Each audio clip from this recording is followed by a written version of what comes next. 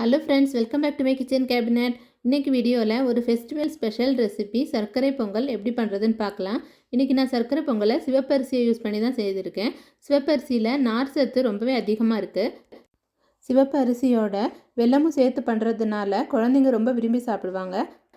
இந்த ரெசிபியை ஃபுல்லாக பாருங்கள். பார்த்துட்டு பிடிச்சிருந்தால் லைக் பண்ணுங்கள், தெரிஞ்சவங்களுக்கும் ஷேர் பண்ணுங்கள். இதுவரை நம்ம சேனலை சப்ஸ்கிரைப் பண்ணலைன்னா சப்ஸ்கிரைப் பண்ணிவிட்டு கூடவே ஆளுங்கிற பெல் பட்டனையும் ப்ரெஸ் பண்ணிக்கோங்க. இப்போ நான் இந்த கப்பால் ஒரு கப் அளவு சிவப்பு பச்சரிசி எடுத்துகிட்டு இருக்கேன். இந்த அரிசியை 2-3 தடவை நல்லா வாஷ் பண்ணிக்கலாம். வாஷ் பண்ணதுக்கப்புறமா மூழ்கிற அளவுக்கு தண்ணி ஆட் பண்ணி அரை மணி நேரம் ஊற வச்சுக்கிறேன். இப்படி ஊற வைக்கிறதுனால அரிசி சீக்கிரமாக குக் ஆகிடும். அரை மணி நேரத்துக்கு அப்புறமா ஒரு குக்கரில் அந்த அரிசியை ஆட் பண்ணிவிட்டு அந்த ஊற வச்ச தண்ணியையும் சேர்த்து ஆட் பண்ணிக்கிறேன். அரிசி எடுத்து அதே கப்பால் தண்ணியை மெஷர் பண்ணிக்கலாம். ஊற வச்சுருந்த தண்ணியும் சேர்த்து 4 கப் அளவு தண்ணி ஆட் பண்ணியிருக்கேன். இப்போ நான் குக்கரை மூடி 4 விசில் வர அளவுக்கு குக் பண்ணிக்கிறேன்.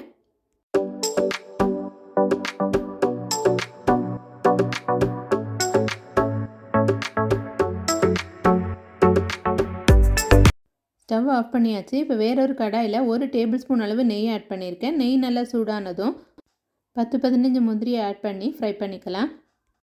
இது நான் மீடியம் ஃப்ளேமில் வச்சு ஃப்ரை பண்ணிக்கிறேன். முந்திரி நல்லா கோல்டன் ப்ரௌன் ஆக தொடங்கும் போது ஒரு கைப்பிடி அளவு உலர்ந்த திராட்சையும் ஆட் பண்ணி ஃப்ரை பண்ணிக்கிறேன். திராட்சை ஆட் பண்ணதும் ஸ்டவ் ஆஃப் பண்ணிடலாம். இப்போ இது ரெண்டையும் தனியாக எடுத்து வச்சிடலாம். இப்போ நம்ம அடுத்ததாக வெள்ளை கரைசல் ரெடி பண்ணிக்கலாம். அதுக்கு அதே கடாயில் அரிசி அளந்த அதே கப்பால் 1/2 கப் அளவு வெல்லம் ஆட் பண்ணிக்கிறேன். அதுக்கு 1 கப்பு வெல்லமும் 1/2 கப்பு நாட்டு சர்க்கரையும் ஆட் பண்ணியிருக்கேன். கூடவே 1/4 கப்பு தண்ணியும் ஆட் பண்ணியிருக்கேன். இப்போ பாருங்கள், அரிசி நல்லா குக் ஆகிருக்கு. இது அப்படியே இருக்கட்டும். இப்போ நம்ம வெள்ளை பாகு ரெடி பண்ண வேண்டியதில்லை, வெள்ளை கரைசல் ரெடி பண்ணால் போதும். வெள்ளத்தில் தண்ணி அதிகமாக ஆட் பண்ணிட வேண்டாம், 1/4 கப்பு தண்ணி ஆட் பண்ணாலே போதும். இப்போ வெல்லம் நல்லா கரைஞ்சாச்சு. இந்த ஸ்டேஜில் ஸ்டவ் ஆஃப் பண்ணிக்கலாம். இப்போ நம்ம வேக வச்சுருந்த சாதத்தில் 1 பிஞ்ச் அளவு உப்பு ஆட் பண்ணிக்கிறேன். அதோடு கூட 3 ஏலக்காய் ஆட் பண்ணியிருக்கேன். வெள்ளை கரைசலையும் அதில் வடிகட்டி ஆட் பண்ணிடலாம். இப்போ ஸ்டவ்வை மீடியம் ஃப்ளேமில் வச்சு இதை கிளறிட்டே இருக்கலாம். சிவப்பு பச்சரிசி வேகிறதுக்கு கொஞ்சம் டைம் ஆகும், அதனால தான் நம்ம ஊற வச்சுட்டு 4 விசில் வர குக் பண்ணியிருக்கோம். இப்போ அரிசி நல்லா சாஃப்டாக குக் ஆகிருக்கு.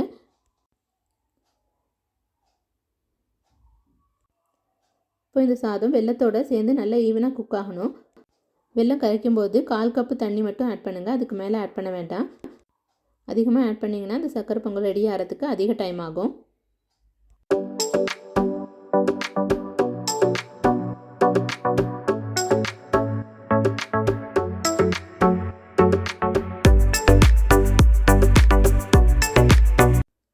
தண்ணியெல்லாம் வற்றி பொங்கல் ஓரளவுக்கு ரெடியாக இருக்குது. இந்த ஸ்டேஜில் நான் 1 கரண்டி அளவு நெய் ஆட் பண்ணிக்கிறேன். அதையும் நல்லா சேர்த்து ஈவனாக மிக்ஸ் பண்ணி விட்டுக்கலாம். இந்த பொங்கலுக்கு முந்திரியும் திராட்சையும் தான் நம்ம ஃப்ரை பண்ணி ஆட் பண்ணியிருக்கோம். அதோடு கூட தேங்காய் கூட சின்ன பீசஸாக கட் பண்ணி ஃப்ரை பண்ணி ஆட் பண்ணலாம். சர்க்கரை பொங்கல் இந்த அளவு திக்கானதும் ஸ்டவ் ஆஃப் பண்ணிடலாம். ஆறினதுக்கப்புறம் இன்னும் கொஞ்சம் திக்காயிடும்.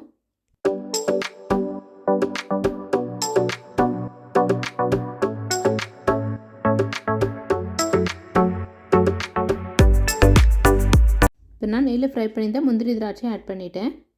இன்றைக்கி நான் புட்டுக்கெல்லாம் யூஸ் பண்ணக்கூடிய சிவப்பு பச்சரிசியை யூஸ் பண்ணி தான் செய்திருக்கேன். இதே மெத்தடில் கவுனி அரிசி, மாப்பிள்ளை சம்பா ரைஸ் எல்லாத்துலேயுமே நீங்கள் செய்யலாம். எல்லாத்துக்கும் இதே மெஷர்மெண்ட் தான். சாதாரண அரிசியில் செய்யாத காட்டிலும் இந்த அரிசி ரொம்பவே டேஸ்ட்டாகவும் இருக்கும், ஹெல்த்தியானதும் கூட. இந்த ரெசிபி நீங்கள் செஞ்சு பார்த்துட்டு உங்கள் ஃபீட்பேக்கை சொல்லுங்கள். அடுத்த ரெசிபியில் பார்க்கலாம். தேங்க்யூ ஃபார் வாட்சிங்.